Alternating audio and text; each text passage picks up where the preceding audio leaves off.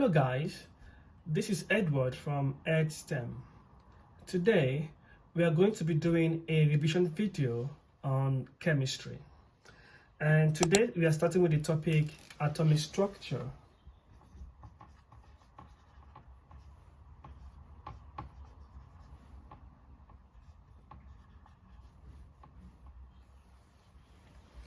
And our lesson objective for today are: by the end of this video, number one, you should be able to determine the number of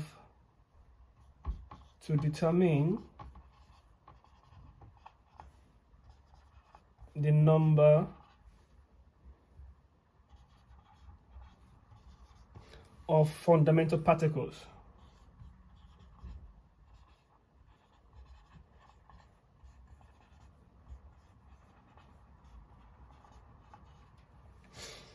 In atoms.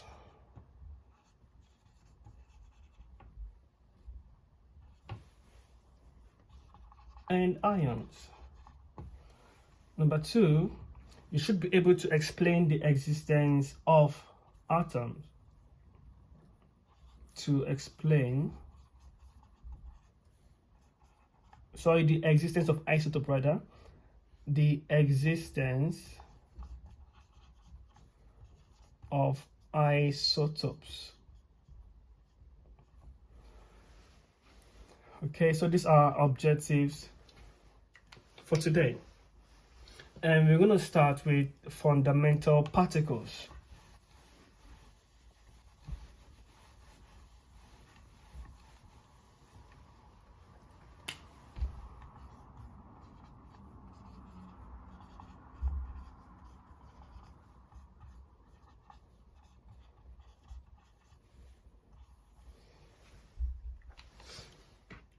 Okay, so I believe by now, probably in your GCSE class, you have come across the different models of atoms, and the model of atoms have actually evolved with time, as knowledge and scientific understanding changes.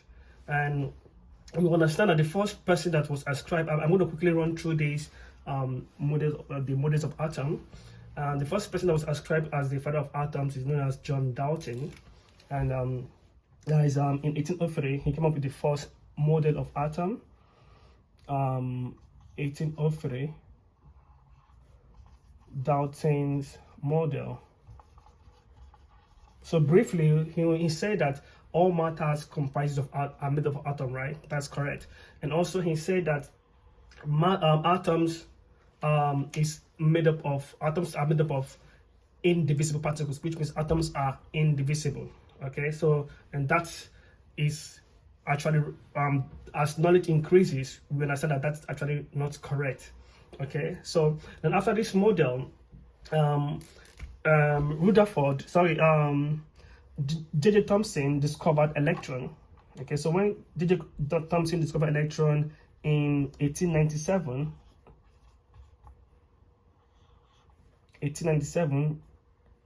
by Thomson, he came up with his own model, and he said that atoms are made up of it's like a sphere. It's positively charged, and embedded inside this sphere are negative electrons that are evenly distributed around the sphere of this positive sphere of atom. So that was his model, and this can also be called Plum-Pudding model.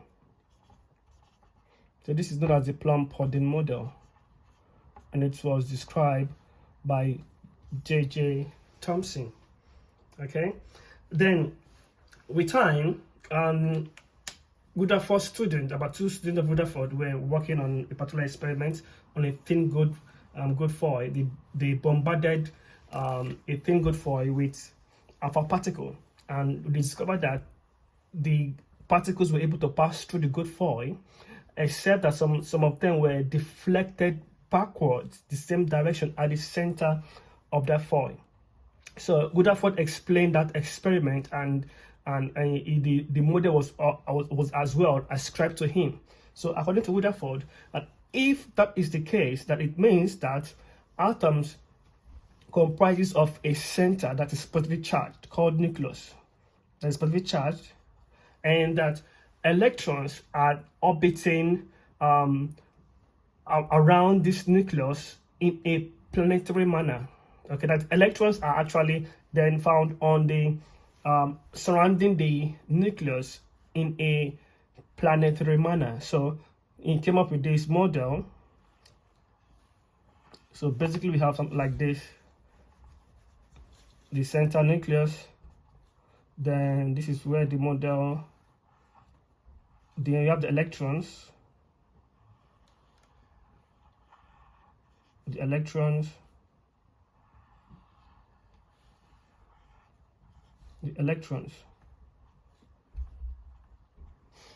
So this was what his model is all about, Rutherford model. Rutherford's model. Then Niels Bohr in 1913 modified this model, modified Rutherford's model. So this is Rutherford, and this is in around 1911. Then in 1913, Bohr came up with a model that is from a modification of the Rutherford model. So he said that the electrons are actually not rotating on in a planetary manner, rather they are found in different energy level. Okay, that electrons are found on different energy level around the nucleus. So if you have a nucleus, okay, then that is positively charged, the electrons are found on different energy levels or shell. Okay, so this is Bohr's model in 1913, and this is actually before the discovery of neutron. Then after the discovery of neutron by Chadwick, okay, we now have the knowledge that atoms consist of three particles, which are electrons, protons, and neutrons. And the center of the atom is called the nucleus, and the nucleus consists of the proton and the neutron. Okay, then orbiting around the nucleus we have the electrons. All right, so here we have the proton, neutron, and here we have the electron. And here we call it the shell energy level. If you are using AQA specification, call it energy level, or you can call it shell for other specification. Okay, all right, so now let's look at the characteristics of these particles. The electrons are, in terms of charges, the electrons are negatively charged, and the protons are positively charged, while the neutron has no charge.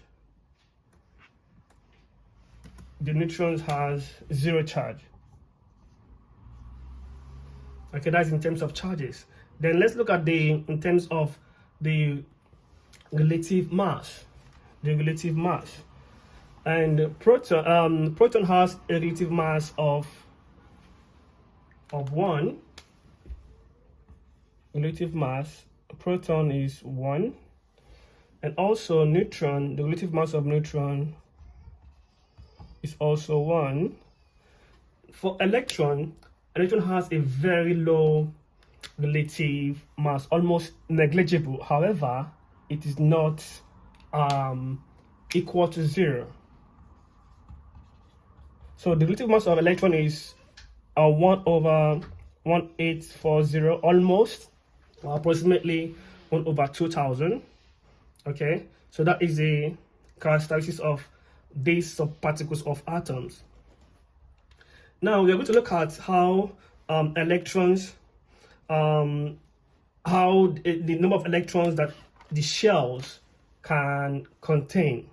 Okay, the number of electrons that a single shell can contain, and this number of electrons, the maximum number of electrons actually depends on the number of the shell, and we use a particular formula to calculate this number of electrons, this maximum number of electrons, and we use 2n raised to the power 2. So first of all, it's worth noting that we have about 4 shells. Okay, we have the K shell, we have the L shell, we have the M shell, and we have the N shell. The first shell is known as the K shell. That is the first one. Okay, the first shell. The second shell is the L. The third shell is the M. The N shell is the fourth shell is the N.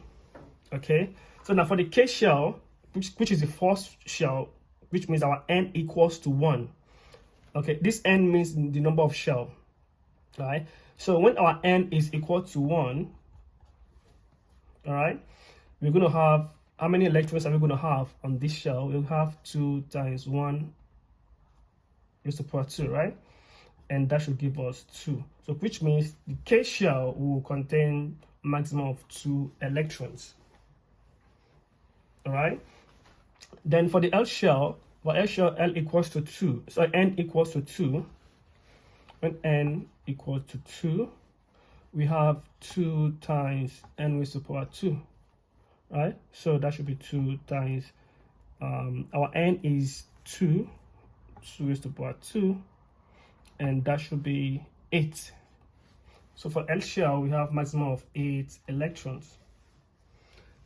And if you continue for M shell, we have our N equals to 3. Okay, when our N equals to 3, N equals to 3, so we have 2 times 3 square. Okay, let me put it here. Our N equals to 3. So, and that will give us 2 times 3 square is 9. That will give us 18. So for M shell, maximum, the M shell will contain maximum of 18 electrons, 18 orbiting electrons. Okay, and if you do the same thing for N shell, we find out that the N shell will contain maximum of how many electrons? So let's see, when our N equals to 4, and our N equals to 4, we're going to have 2 times 4 square, and that is 2 times 16, and that will give us 32 number of electrons. 32. Okay, so this is how to determine the maximum number of orbiting electrons that can be held by a single shell. Okay, and now we are going to look at isotopes, mass number and isotopes.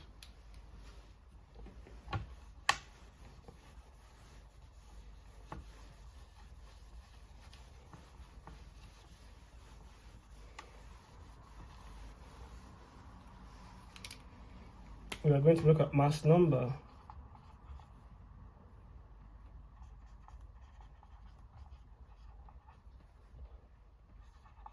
And isotopes.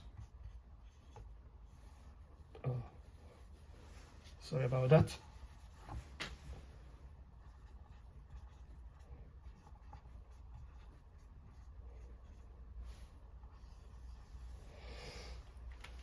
Okay. So now mass numbers are actually are always represented using the letter A. Mass number are represented using the letter A. Okay, and they are actually the sum of the protons and neutrons in an atom. Okay, so the center of the sum of the protons and neutron, protons plus plus neutron, yeah, is actually what the mass number is. Okay, and atomic number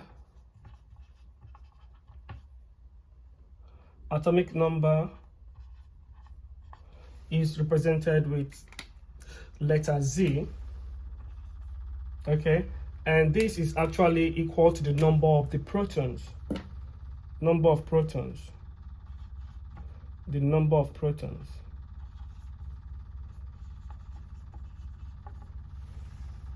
Okay, and of course, the number of protons is usually equal to the number of electrons in an atom. Just that the proton is positive, and why the electrons are negative charged. Okay, so let's say we have an element, you have an atom X. Okay, Z is the number of protons is here, and here A is the mass number. So the Z is the atomic number, and A is the mass number. Okay, and let's say for example you have this atom. Let's say we have this atom, and we have A is equal to 79, and Z atomic number is equal to 35. Now let's find the number of neutrons in this atom, and also what will be the name of this atom. Okay, so here we have mass A is equal to 79, and we have our Z to be equal to 35, and we also find the number of neutrons. Okay, so our A is equal to proton plus neutron, and our A is 79, and our proton is the atomic number, which is 35 plus neutron, and so our N neutron will be equal to 79 minus 35, and that will give us 44. Okay, so this is how to calculate the number of neutrons in an atom. And what is this element that has atomic number of 35 and mass number of 79? If you also calculate to find which element is which atom is this, of course, when you go to your periodic table, you find which of the atom has mass number of 79 and atomic number of 35.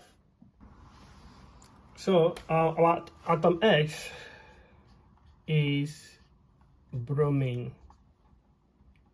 Okay, so this is how to calculate the number of neutrons or protons of an atom. Definitely you're going to come across this in any of your examination or assessment. Okay, so I'm going to give you what it takes to do to check your progress of learning. Okay, so now let's say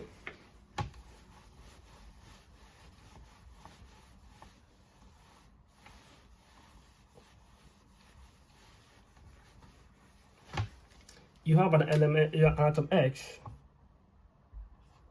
okay, with mass number of 40 and atomic number of 20. Find the number of neutrons. Okay, so pause the video and complete this task. All right, so let's continue from our formula. Our mass number A is equal to the proton plus neutron, right? And our A is 40 equals, so our proton, which is number of the atomic number, is 20 plus n. Our n will be 40 minus 20, and that will be 20 neutrons. And which element has this number of proton to be 20 from the periodic table? And that is calcium. Okay, that is calcium. Now we are going to look at what we call relative atomic mass. Relative atomic mass. Relative atomic mass.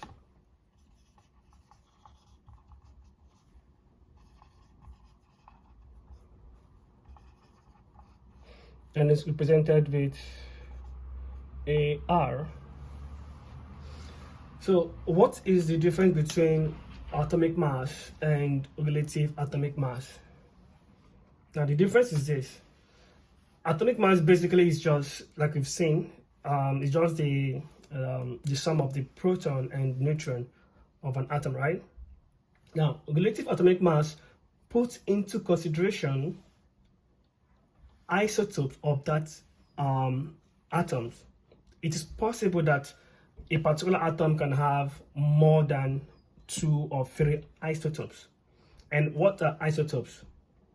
That is where the question comes in. What are isotopes? Yeah, so now basically isotopes are just atoms of the same element that has the same number of the same atomic number, but with different number of neutrons. Okay, now atoms of the same element that has this the same number of proton, which is number of the atomic number, but different number of neutrons. So isotopes, they have the same numbers of proton,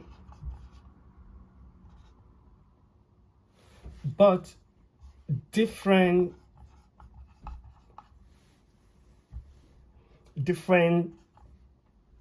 number of neutrons.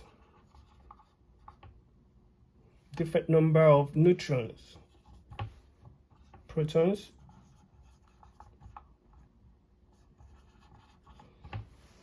Okay, atoms with the same number of protons but different number of neutrons, they are called isotopes. So relative atomic mass puts into consideration the numbers, the isotope of that particular element. So now relative atomic mass is basically that's a formula for that, which is the mean mass of atom, okay, now divided by the 1/12 of the mean mass of carbon 12 isotopes. All right, so I'm going to write it here. So to calculate the relative atomic mass,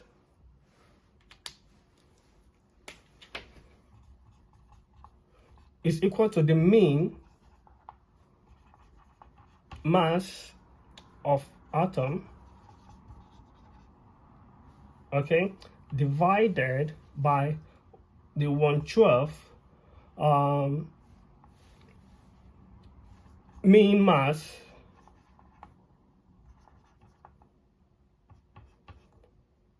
of carbon 12 isotope.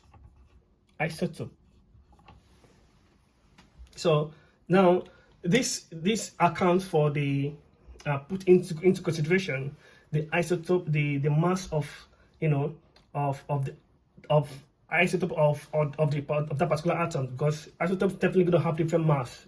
If it has different neutron, it means the mass number will also be different, right? All right. So now we're going to see how to calculate the relative atomic mass of different atoms. So to calculate relative atomic mass, we use this formula: the sum of the isotope abundance, okay, times the isotope mass. The isotope abundance multiplied by the mass, by the isotope mass,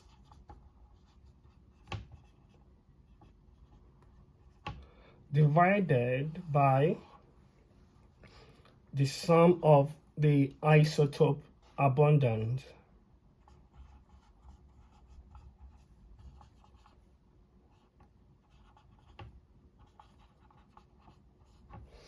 Okay, so let's look at example. Let's look at example.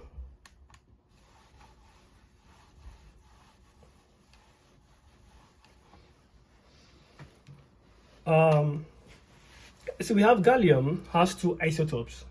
Okay, gallium has two isotopes. Gallium 60, so gallium 69, and gallium 71.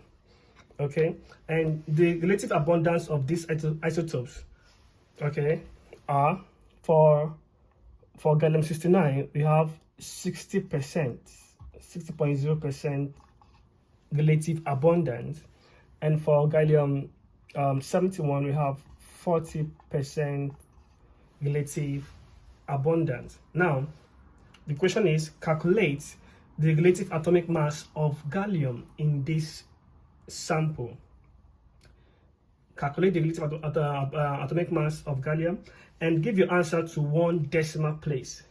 You have to ensure you give your answer correctly. Okay, if you ask to give your answer in 2 decimal places, your answer should be in 2 decimal places. If it's in 1, it should be in 1 decimal place. Okay, so now how do we calculate this? So this is what we're going to do.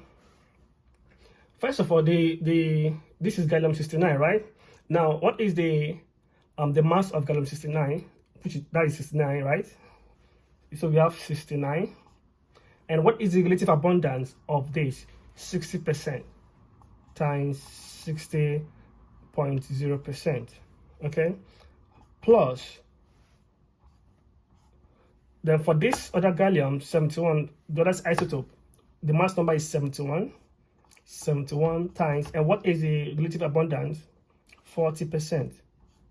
40 divided by 100.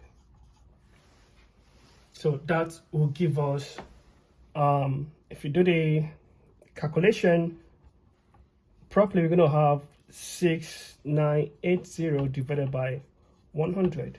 So which means that the relative atomic mass of gallium is 69.8 in 1 decimal place. Okay, I hope that makes sense. I'm going to give you a task to do as well. Okay, so let's try this. I want you to try this. We have a sample of zirconium, a sample of zirconium. Okay, and this zirconium has 5 isotopes. Okay, and the first one has mass of 90, 91, 92, 94, 96. So this is the mass, M to Z, and the relative abundance, we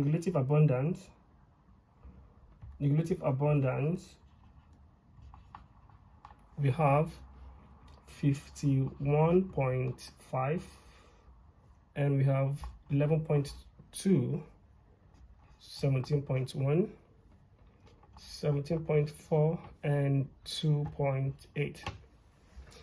Now find the relative atomic mass of this sample. Calculate the relative atomic mass of this sample and give your answer in 1 decimal place. Okay, give your answer in 1 decimal place. So here we have two questions here. Number 1, calculate the AR, okay, of the sample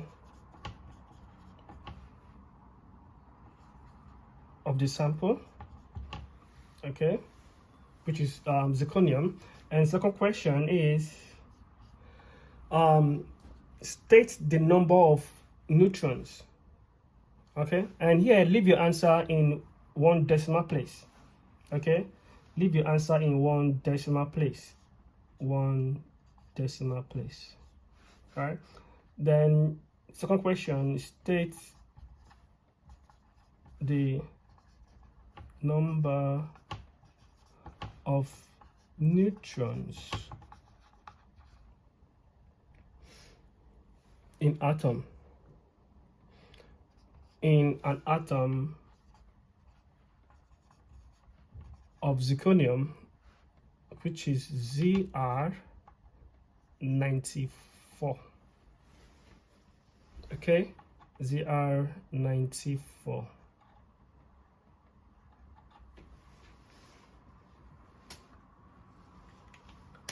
All right, so you can pause the video, then attempt the question. All right.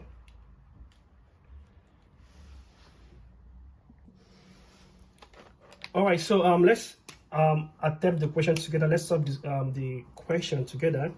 So we have zirconium with relative atomic with mass with 5 isotopes rather. The 5 isotopes are, we have, this is ZR zirconium, and they are 90, 91, 92, 94, 96. And the relative abundance is 51 in percentage, 51.5, 11.2, 17.1. I think this is 17.4, and this is 2.8. Okay, so to calculate the relative abundance, R and the relative atomic mass rather, RA, what we're going to do is multiply this 90, the first isotope's mass times its abundance, 51.5, plus the second one, the same thing, 91 times 11.2, plus the third one, 92 times 17.1, plus the fourth one, this is plus 94 multiplied by 17.4, plus the last one, 96 multiplied by 2.8, then all divided by 100. Okay, so if you use a calculator to evaluate this, we should have 9131.8 divided by 100, and that should give us 91.318. But we are asked to leave our answer in 1 decimal place, so our relative atomic mass AR therefore should be equal to 91.3. Okay, so that is it for the first question. And the second question says find the number of neutrons of zirconium 94. Okay, the number of neutrons in zirconium 94. This particular zirconium here. Okay. So how do you find the number of neutron in zirconium 94? Let's do that here. I'll have to clean this part.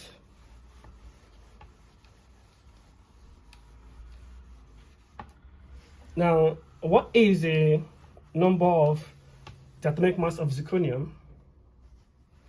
So we have zirconium, Zr, 94. What is the atomic mass of zirconium? That should be here. So if you check a periodic table, zirconium has atomic number of 20. Okay, so zirconium has atomic number of 20, which means our 20 is the number of protons, right? So, and we know that our A, the atomic number A, is equal to the proton plus neutron, and we are looking for our neutron. Therefore, neutron will be equal to A minus P. Our A is 94 minus our proton is 20. So, sorry, not 20, rather 40. Zirconium is 40. I beg your pardon. It's not 20. It's 40. And here we have 94 minus 40. And that will give us 54 number of neutrons.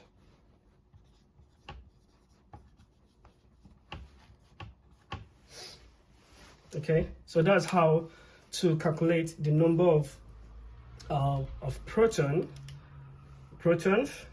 and also relative atomic mass. Okay, so I believe you've been able to know how to determine the fundamental particles of an atom, and also are able to explain the concept of isotopes and how to calculate the relative atomic mass of atoms, considering its relative abundance. So we're going to stop here for now for today. In our next class, in our next video, we're going to continue with mass spectrometer. We're going to continue with mass spectrometer. Until then, see you some other time. And don't forget, please kindly like the video, subscribe to the channel, drop a comment if you have any question, and don't forget to turn on your notification bell so you get to be notified whenever a new video like this is dropped. Thank you for watching. See you some other time.